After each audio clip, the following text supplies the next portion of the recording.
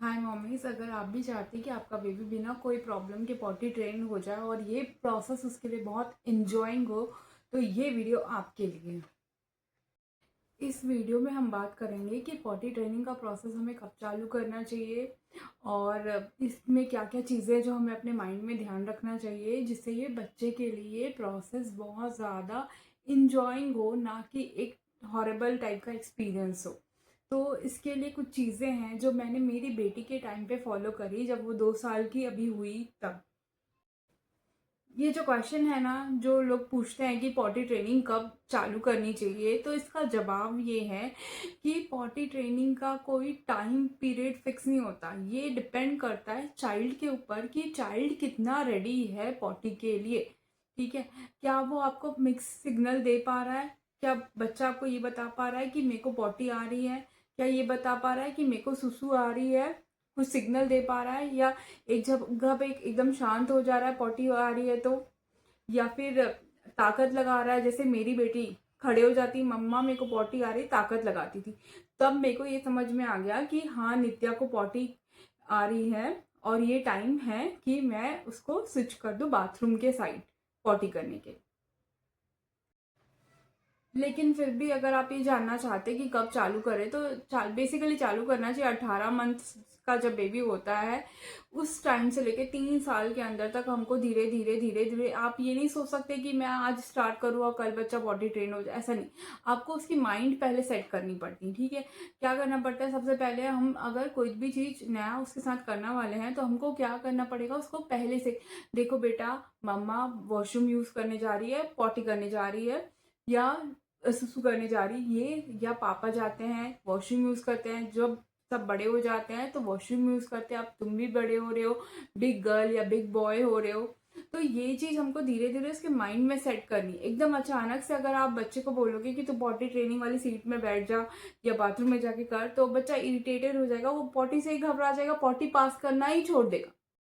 तो अब आपको करना क्या है? आपको क्या करना है कि जैसे ही आप सोच लो कि नहीं, मेरे को अब बच्चे को पॉटी ट्रेन करना है, मेरे को उसको डायपर फ्री करना है, तो आपको क्या करना है, मतलब थोड़ी दिन पहले से आपके बच्चे की माइंड में सेट करना है कि हाँ, हम सुसु करने वॉशरूम यूज़ करते हैं, तुम भी करोगे क्या? अब तो तुम भी बिग गर्ल या बिग बॉय हो रहे हो, इस तरीके की चीज़ें उनके उसके माइंड में सेट कर दी है।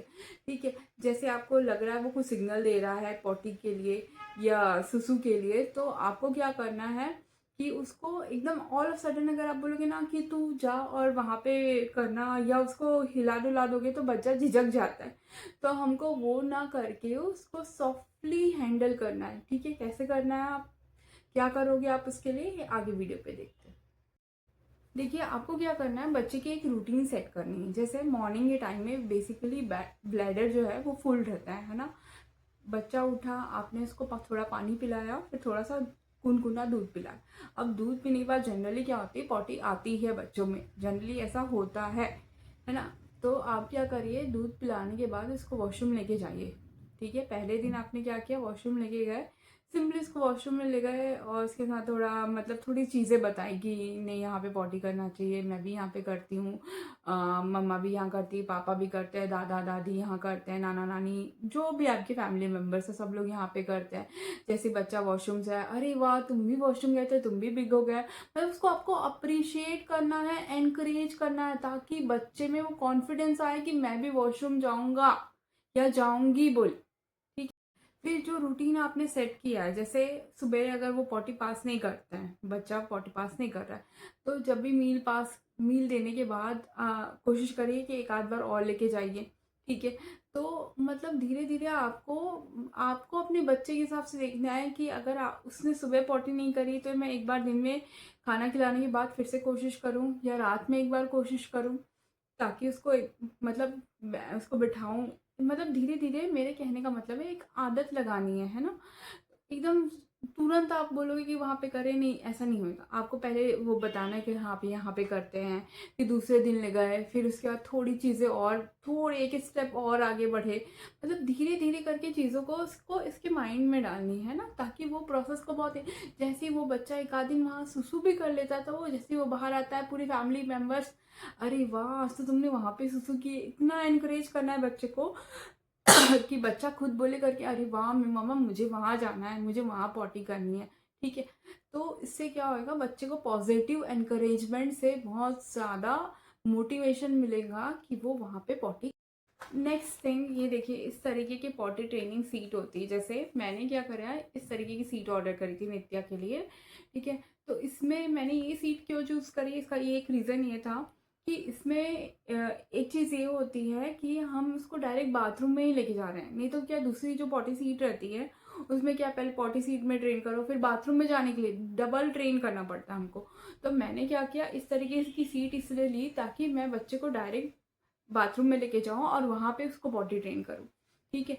तो आप चाहें तो आप भी इस तरीके की सीट ले सकते हैं, या इस ऐसे एक और सीट आती है जिसमें ना वो डिटैचेबल रहता है, मतलब ऐसा वाला भी रहता है और वो पॉटी सीट भी रहती है बेसिकली छोटी वाली, मतलब वो पॉट के साथ रहता है। तो आप चाहो तो उसको भी ले सकते हो। ये दोनों से आपको यही फ़ायदा होगा कि आगे चल के आप बच्चे, अब जैसे ही आप ये सीट को भी इंट्रोड्यूस कर रहे हो तो बहुत ही मतलब वाह कितनी सुंदर सीट है, अरे वाह ये तो तुम्हारी पॉटी सीट है, इतनी प्यारी सीट है, मतलब आपको उसको हर तरीके से एनकरेज करना है और आपको ये उसको फील कराना, अरे वाह तुमने तो बहुत ही अच्छा काम किया। मतलब बच्चे में बहुत अच्छी फीलिंग आनी चाहिए पॉटी जाने के टाइम में, आपको ऐसा उसको ट्रेन करना है। यही चीज़ें मैंने नित्या के टाइम पे की है, इसीलिए मैं आपको बता रही हूँ। जैसे हम उसको दूध पिलाते थे, ठीक है, उसके बाद उसको प्रेशर आता था तो मैं समझ जाती थी कि इसको प्रेशर आ रहा है। शुरू में वो मेरे को बताती थी जब वो डायपर पहनती। यही सबसे इम्पोर्टेंट है कि आपको उसको पॉजिटिवली मोटिवेट करना है बच्चे को। जैसे ही वो, जैसे ये पॉटी सीट में आप इसको बिठा रहे हो कि अरे वाह देखो आज तो तुम बिग गर्ल बिग बॉय हो गए हो, तुम तो मस्त अपना पॉटी सीट में बैठे हो, तुम्हारी तो कितनी सुंदर पॉटी सीट है। मतलब आपको पूरी दुनिया की स्टोरी उसको सुनानी है ताकि वो बच्चा वहाँ पे कंफर्टेबल हो जाए, ठीक है। वहाँ पे आप, अरे वाह तुम तो हैंड शावर भी यूज़ करोगे, क्या मस्त शावर से तो वो अच्छे से क्लीन हो जाता है, कितना बढ़िया है। मतलब और वो बच्चा पूरा मोटिवेटेड रहना चाहिए कि हाँ मुझे वहाँ जाना है, ये पूरा सेट करना है आपको उसके माइंड में। कई बार शुरू शुरू में जब आप इस तरह की ट्रेनिंग देंगे तो बच्चा कई बार हेजिटेट करेगा, एक दिन हेजिटेट करेगा, वहीं पे मैश कर दिया, वहीं पे पॉटी कर दिया, तो आपको उसको डिस्करेज नहीं करना है, चलो कोई बात नहीं अब से तो तुम वहाँ पे जाओगे। मतलब हमको अपनी चीज़ों में फिक्स रहना है, लेकिन उसको ऐसा नहीं समझ में आना चाहिए कि हम उसको फोर्सफुली भेज रहे हैं, वो खुद से जा रहा है ऐसा उसको फील आना चाहिए। तो वो फटाफट पॉटी ट्रेनिंग से वो सीख जाएगा और ये प्रोसेस जो है उसके लिए एक दर्दनाक सफ़र नहीं रहेगा, एक इंजॉइंग सफ़र रहेगा जिसमें वो खुद ये सोचेगा कि मैंने ये सब चीज़ें खुद सीखी है।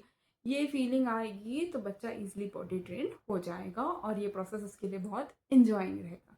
ठीक है, अगर आपको मेरा वीडियो अच्छा लगे तो प्लीज़ इसे लाइक और सब्सक्राइब, मेरे चैनल को सब्सक्राइब ज़रूर करिएगा ताकि मैं और भी इस तरीके के अच्छे वीडियो लाती रहूँ जो आपको भी हेल्प करे। जैसे मेरी जर्नी में मैंने कुछ चीज़ें सीखी, उसी को मैं आपके साथ शेयर करती हूँ तो मुझे और मोटिवेशन मिले ताकि मैं और भी चीज़ें शेयर कर सकूँ।